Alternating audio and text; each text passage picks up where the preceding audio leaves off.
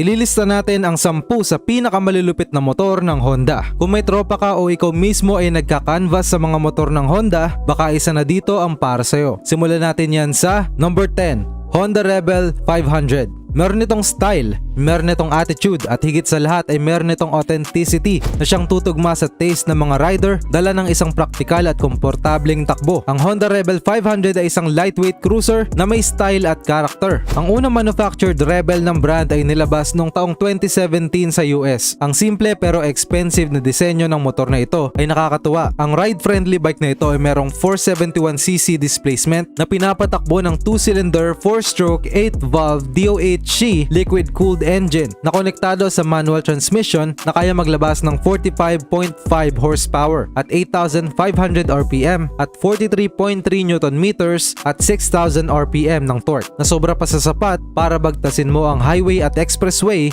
ng suwabe. Ang learner-friendly bike na ito ay may estimated price na 375,000 pesos sa merkado. Number 9, Honda CBR 500R. Ang Honda CBR 500R ay isa sa mga middleweight offering ng Honda sa bansa para sa kanilang CBR sports bike lineup. Ang modelong ito ay nasa pagitan lamang ng kapatid nitong CBR 1000R Fireblade at CBR 150R. Ang kaibahan lang ay ang katangian ng dalawang motor na ito na kayang ipa-experience ang CBR 500R sa mga rider ng sabay. Pinaghalong steerability, practicality at tulad na ibang mga sports bike ay ang expressway capability nito kasama ang big bike level power. Sa kasalukuyan ay nagkakahalaga ng 349,000 hanggang 364,000 pesos ang mga unit na ito. Ito rin ang isa sa mga pinakakilalang sports bike sa buong mundo dahil sa magandang reputasyon nito sa motor racing competitions mula sa iba't ibang panig ng mundo. Considering ang style, performance at brand value ng CBR 500R ay subok na para tawaging world class na sports bike na kayang makipagsabayan sa mga malalakas na motorcycle brands. Ang sports bike na ito merong technology na nagko-complement sa iba't ibang energy na pumapasok sa sophisticated nitong forma. Pinapatakbo ito ng liquid-cooled 471cc DOHC parallel twin engine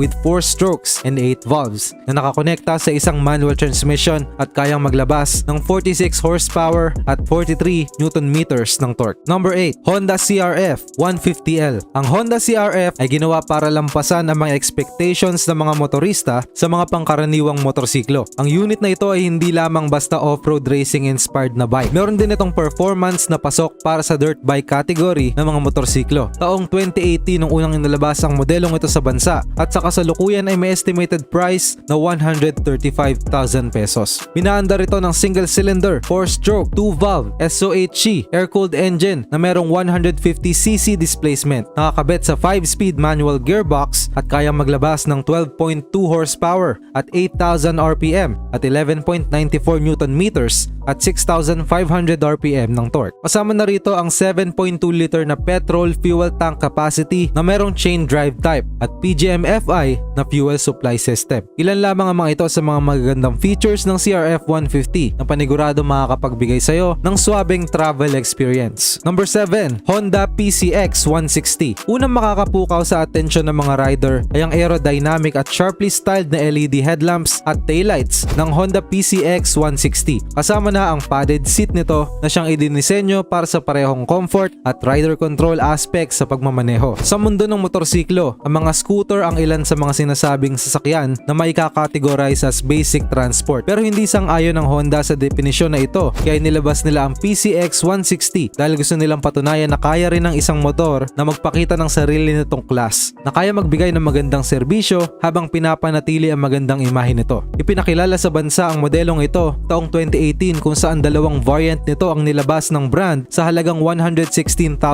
hanggang 134,000 pesos. Inaandar ito ng single cylinder 4-valve 4-stroke SOHC liquid-cooled engine na may 157cc displacement na nakadugtong sa CVT transmission at kaya maglabas ng 11.8 horsepower at 8,500 RPM at 14.7 Nm at 6,500 RPM na torque. Ang 8 liter na petrol fuel tank capacity nito ay kayang dalhin dalhin sa malayo ang biyahe ang mga rider nito. At sa tulong ng PGM-FI fuel supply system ay mapapaandar ng electric starting option ang full transitioned ignition system nito. Ang lahat ng features na ito ay matatagpuan sa underbone frame ng scooter. At ilan lamang yan sa mga features ng PCX 160 na pwedeng i-enjoy ng mga rider na talaga namang neck turning sa kalsada. Number 6, Honda Airblade 160. Ang scooter na ito ay isa sa mga pinakakomportabling sasakyan na tamang-tama sa mga private travels. Ito rin ang isa sa pinakakilalang scooter sa bansa at tila kuhang-kuha ng Honda ang taste ng mga Pinoy dahil patok na patok ito sa publiko. Ito ang Airblade 160. Medyo kakaiba ang disenyo. Ang unit kasi na ito ay ginawang mas unique at out of the ordinary dahil na rin sa cutting edge design nito at sa generous amount of equipment ay siguradong mas makaka-attract ito ng mga batang riders. Lalo na at nagkakahalaga lamang ng humigit kumulang 120,000 pesos ang scooter na ito. Pinaandar ito ng single-cylinder 4-stroke liquid-cooled SOHC engine na may 150cc displacement at nakakabit sa CVT automatic transmission na kaya maglabas ng 12.9 horsepower at 8,500 RPM at 13.3 Nm at 5,000 RPM ng torque. Kasama rin nito ang 4.4 liter petrol fuel tank capacity. Number 5, Honda RS 150R. Ang RS 150R ay isang performance-oriented machine na kayang dalhin ang MotoGP team sa kahit anong hamon ng kalsada. Ipinakilala ang motor na ito taong 2017. Ang commuter bike na ito ay kilala bilang isa sa pinakamagandang entry ng brand sa kanilang underbone segment. May estimated price ito na 96,000 hanggang 97,000 pesos. Ang Honda RS 150R ay isang underbone motorcycle na pinapatakbo ng 150cc, 4-stroke, 4-valve, DOHC single-cylinder engine na katulad ng sa Honda CBR 150R sport bike. Ang RS 150R ay merong pinagmamalaking PGN-FI fuel injection system ng Honda. Ang unit na ito ay sporty pero at the same time ay magandang choice para sa mga daily commuters. Konektado ang makina ng motor na ito sa manual transmission na kaya maglabas ng 15 horsepower at 14 Nm ng torque. Number 4, Honda Wave 110. Isa sa mga pinakakilala at respetadong nameplate sa larangan ng mga motorsiklo ay ang Wave series ng Honda dahil sa magandang reputasyong naitatag nito at sa kanilang reliability sa kalsada. Ang Honda Wave 110R ay isang commuter bike na isa sa mga pambato ng brand para sa kanilang underbone segment. Pinatatakbo ng single-cylinder 4-stroke air-cooled engine na kadugtong sa constant mesh, 4-speed transmission at may kasamang 100cc displacement ang motor na ito. Meron naman itong power na kaya maglabas ng 8.2 horsepower at 7,500 RPM at 8.9 Nm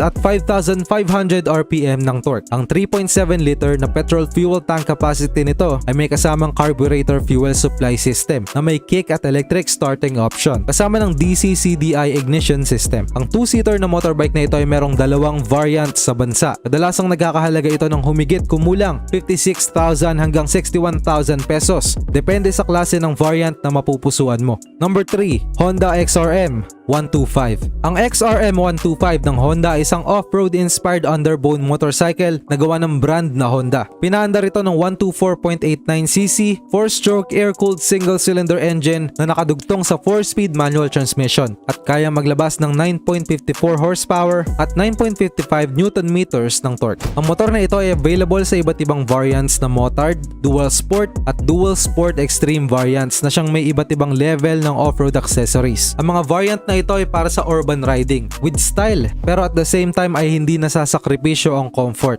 at safety sa design. Ang motor na ito ay pwedeng isabak sa parehong on at off-road na biyahe. Dahil na rin sa pagiging unique nito ay napabilang ito na isa sa mga best-selling na motor sa bansa lalo na noong panahong hindi pa gaanong uso ang motor sa kalsada. Para naman sa karagdagang appeal ng motor na ito ay nilagyan ng brand ng decals ang katawan ng XRM 125 na inspired mula sa CRF stablemate nito. Kasama rin dito ay ang naka-fit nitong fender na siyang parehong durable at stylish. Number 2, Honda Beat 110. Isa sa pinakamabentang motor ng Honda ay itong Honda Beat. Eye-catching, lean at pinag-isipan talaga ang chassis. Ilan lamang ito sa magandang quality ng Honda Beat na angat talaga sa iba. Reinforced para magsilbing stylish at practical. Ang Honda Beat ay isang scooter na binuo para maging isang affordable package para sa mga nagsisimula pa lamang magmaneho. Sa bansa, 3 variants ang inilabas ng Honda para sa unit na ito. Ang Fashion Sport, Street at ang Premium CBS. Madalasang nagsisimula ang presyo ng Honda Beat sa 67,000 pesos at pwedeng umabot sa 69,900 pesos depende sa variant na kukuhanin mo. Syempre pag mas maganda ang quality, mas mahal mahal. Pinaandar ng single-cylinder 4-stroke SOHC air-cooled engine ang scooter na ito at may kasamang 110cc displacement na kaya maglabas ng 8.68 horsepower at 7,500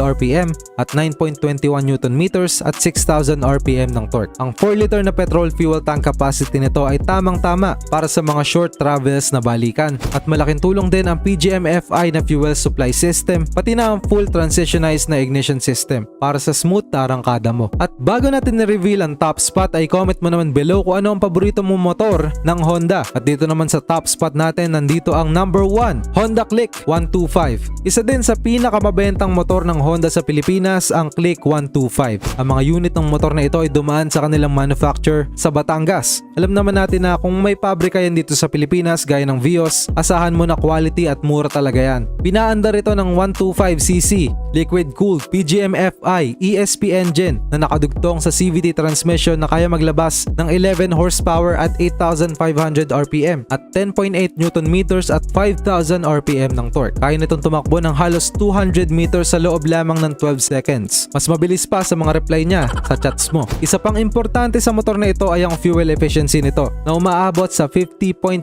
km per liter ayon sa WMTC. Katulad ng mga kapatid dito sa Click series, pinagmamalaki ng Click 125 ang aggressive looking nitong disenyo dahil sa mga accents ng headlight nito. Idagdag mo pa ang mga bagong decal nito sa harap at likod na nagbibigay ng mas sporty na looks. Mag-like at subscribe na for more contents na katulad nito. Salamat sa panonood!